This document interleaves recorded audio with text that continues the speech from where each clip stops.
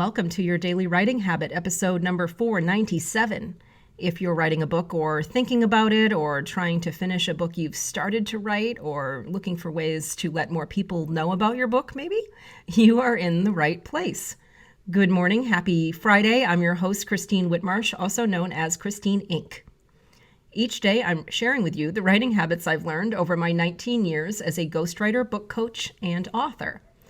I have found that three things in particular have a huge impact on your success as an author, and they have the ability to turn a quote-unquote non-author into a published one.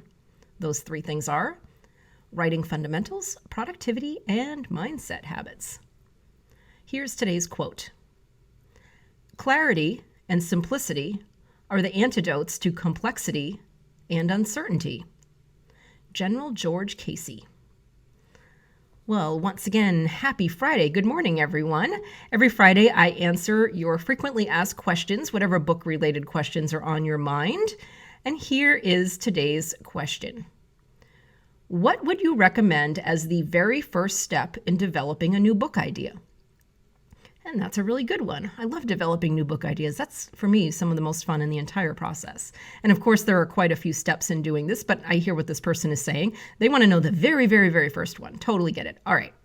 Well, I like to start with a one-line premise, even just a phrase. It doesn't even have to be a whole sentence. The shorter, the better. Because I find that the fewer the words I need to cut to the core of a new idea, the better I will understand it. A one line or maybe, one phrase premise also serves as a clear compass, kind of like a GPS that keeps me on track through the whole development process and then writing the book. What should you go for? What should go in your premise? And I know there are several schools of thought on this one, premises, log lines, depending on whatever you call it. And there's formats and templates and all sorts of things. But my advice here is KSS, and you guys know what that means. So really, the simpler, the better.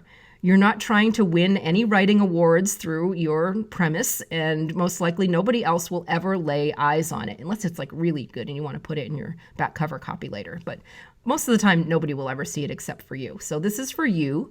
It's a phrase or a sentence that resonates strongly with you, like in your gut, like on an emotional level. Something where you can look at it and your brain is like, oh yeah, oh my God, that's what my book is about.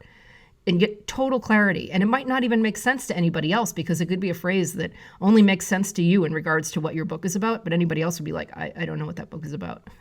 This is for you. This is for you to look at it and just return to that emotional experience of having clarity on the core, the heart of your book. Every time you look at this assembly of words that you've created, you go, oh yeah, that's my book.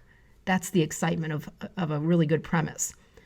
It's your GPS, so use whatever words you need so you understand what your book is about at its core.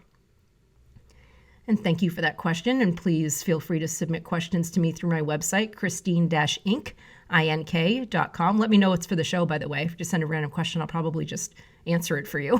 Say, this is for your daily writing habit, or this is for your podcast. So christine-inc.com. ink.com. There's a contact page. You can shoot me an email with your question. I will answer it here on the air. Thank you for joining me here on your Daily Writing Habit, where I am helping you write and finish writing an awesome book. Have an awesome Friday, everyone. Have a great weekend. Until tomorrow, happy writing.